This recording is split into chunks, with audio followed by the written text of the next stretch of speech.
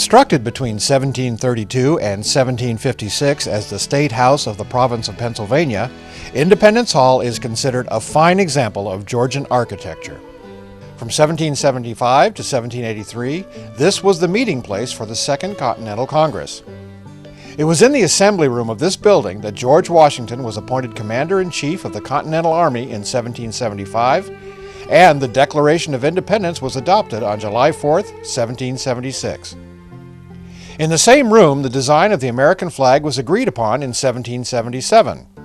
The Articles of Confederation were adopted in 1781, and the U.S. Constitution was drafted in 1787. What many people don't know is it is possible to experience much of the history of Independence Hall right here in Buena Park. Knott's Berry Farm's Independence Hall is an exact brick-by-brick replica of the original in Philadelphia. Walter Knott's personal labor of love, it is the nation's only exact replica of the Philadelphia landmark.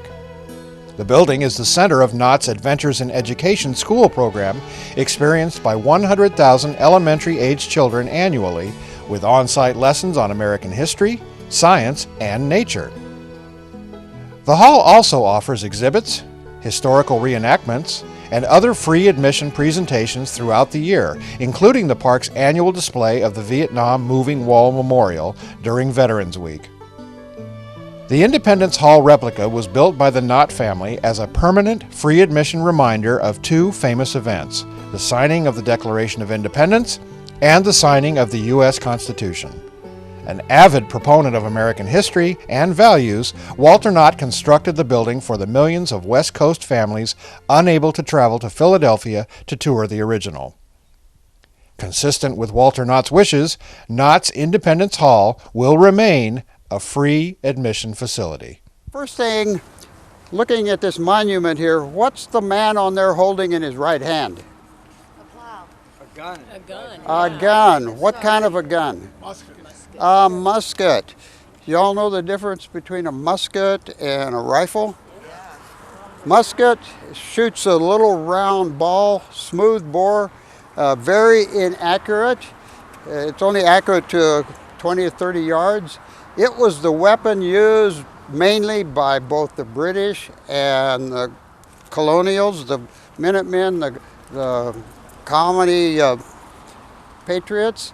Following the method of warfare in that time period, everybody used muskets. The British were used to just lining everybody up on the battlefield, but the Americans had a new tactic that used a little bit more stealth. What's this man holding in his left hand?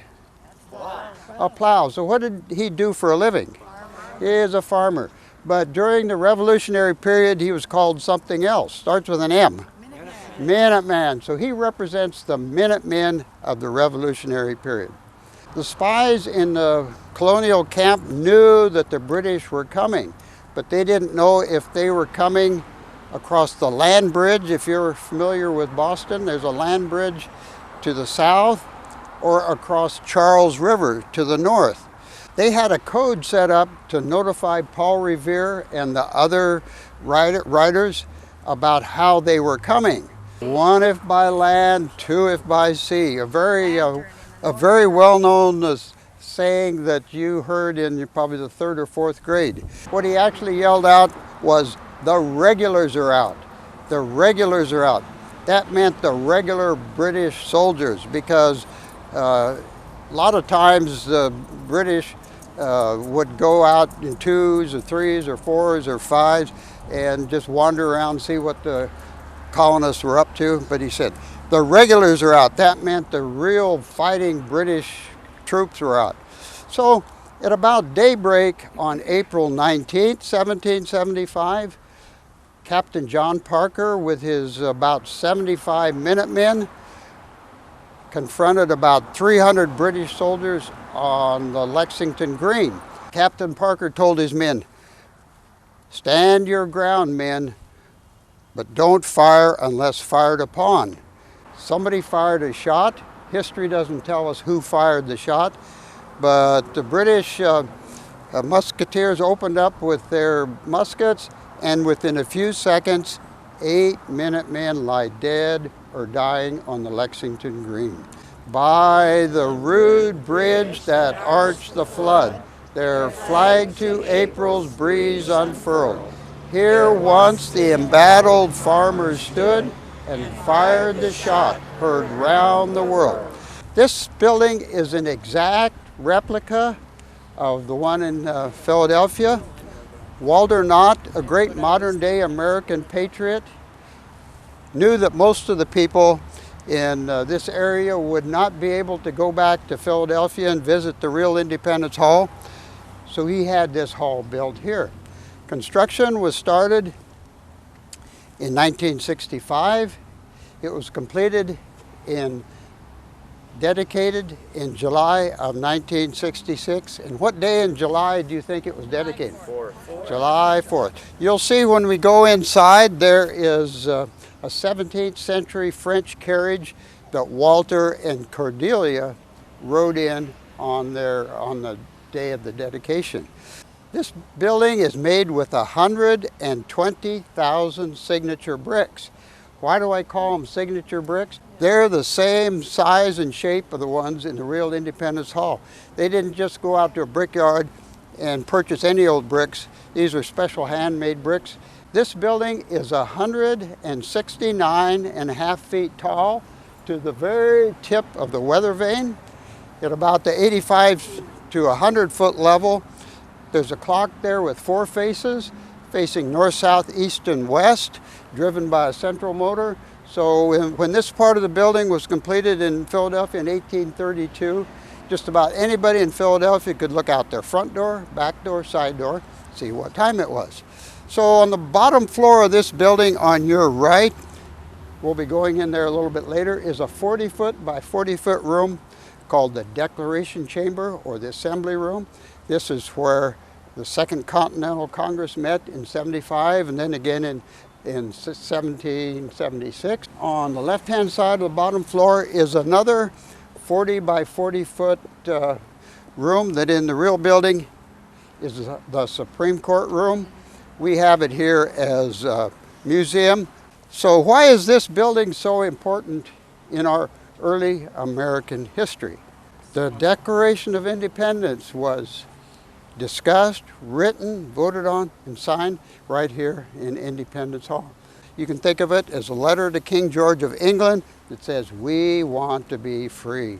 So another important document came out of here in 1787. You all know what that document is? The Constitution, 1787. It's how our country is supposed to be run. It's our user's manual, our workbook, or whatever you want to call it. 2 years later, another important document came out of here, 1789, and that is what? Bill of Rights. The Bill of Rights. The Bill of Rights. First 10 amendments to the Constitution spells out your basic rights as a citizen: freedom of speech, freedom of press, freedom of religion, right to bear arms, right against unreasonable search and seizure, right to a speedy trial. So if you want to see what your rights are as an American citizen, read the Bill of Rights.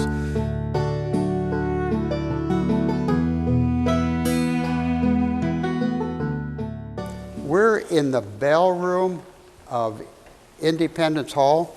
This building wasn't always called Independence Hall. It started out as the Pennsylvania State House. Construction was started in 1732. It was completed and occupied by the Pennsylvania Assembly in 1751. In 1751, Philadelphia was the largest city in the colonies, a city of about 20,000 people. So back then, when they wanted to announce something to the whole city at one time, what was one way of doing it? All they had was a little rinky-dink bell. People complained they couldn't hear it throughout the whole city, so they decided to order a big bell. The Assembly appropriated $1,200 to have a bell made that would weigh 2,000 pounds. So they sent this order off to England. They selected a verse out of the Bible to be put on the crown of the bell. Proclaim liberty throughout all the land unto all the inhabitants thereof. So they contacted two local foundrymen by the name of John Pass and John Stowe. Now, how many of you remember the movie National Treasure that came out about 6 or 7 years ago with Nicolas Cage? Nicolas Cage. Yeah, okay. When they were trying to decode the clues off the back of the Declaration of Independence, they came upon the line that said pass and stow. They didn't know what that meant. They didn't know where that led them. So they were sitting on a bench in front of a museum. Just then a bus went by with a big poster on it advertising Independence Hall. And so they saw the words pass and stow on the Liberty Bell. They knew that their next clue was here at Independence Hall. So they came here, found the loose brick, right, the special glasses, and were able to decode the next clues on the back of the Declaration. So part of that movie was filmed right here in our Independence Hall. So John Pass, John Stowe took the pieces, put them together, made a pattern, made a mold, melted the pieces down, recast the bell, took it out for a demonstration ringing, and what was the result? No, didn't crack. But it didn't sound very good. It sounded like he's banging two metal trash can lids together. This is a bronze bell. A lot of sculptures are made out of bronze. This particular bell is made up of about 70% copper, 20% tin, 5% zinc, and 5% miscellaneous metals. So they thought it would sound better if they'd added some more copper to the mix. So they did that, recast the bell. By this time, it was this year right here, 1,753. So that's when the bell was cast for the third time. It was a great sounding bell. They put it up in the bell tower where it rang for about 100 years. Finally, in 1835, they were going to ring the bell to mark the passing of Supreme Court Justice John Marshall. They were going to toll the bell for 8 hours, but after ringing the bell for about 2 hours, what happened? It cracked. About up to where that first rivet was put in. So they didn't ring the bell much after that because it didn't sound too good. Finally, in 1846, they were going to ring the bell for George Washington's birthday, February 22nd, and it cracked all the way up to where that second rivet was put in. So that was the end of the bell as a functioning bell.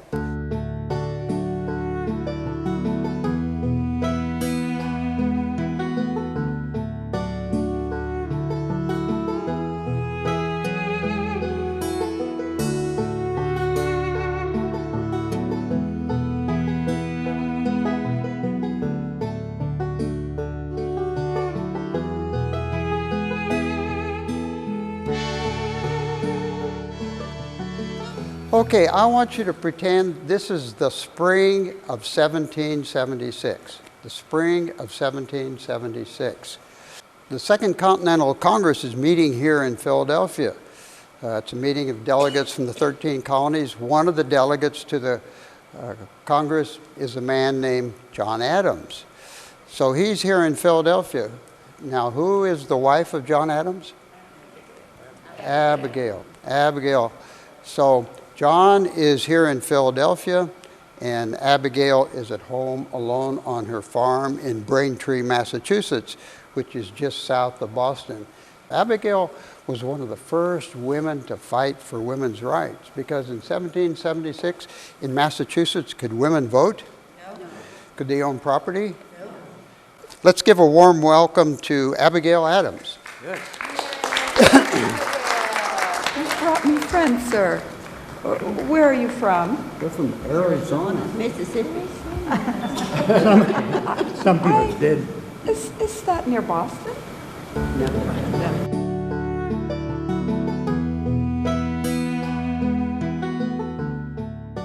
Next thing we're going to do is what we call the tour of Independence Hall. Kind of think of it as a scavenger hunt. You've all been on scavenger hunts before? Okay, only you aren't going to gather anything up. You're just going to gather information up here in your brain. Who found the misspelled word on the Liberty Bell? Everybody. Pennsylvania.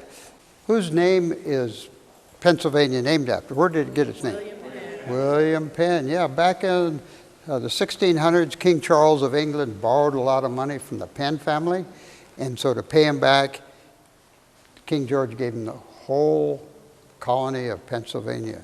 And that's the way Pennsylvania was spelled. And so that's the way the bell was made. That was an acceptable way of spelling Pennsylvania back then. There are a lot of words in the English language that are spelled differently in 1700s than what they're spelled today. So that's just one of many words are spelled differently, slightly differently. Okay, in the Grand Hall over there, what kind of message did anybody find on any of the flags? One is the most famous one that came out of the Revolution.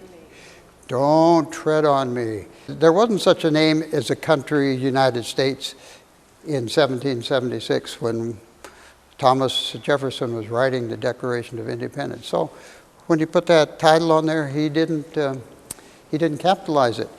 We were just a group of colonies or states or countries, as they called themselves. You ask a man in Boston what country he was from back in the 1700s, he would say Massachusetts.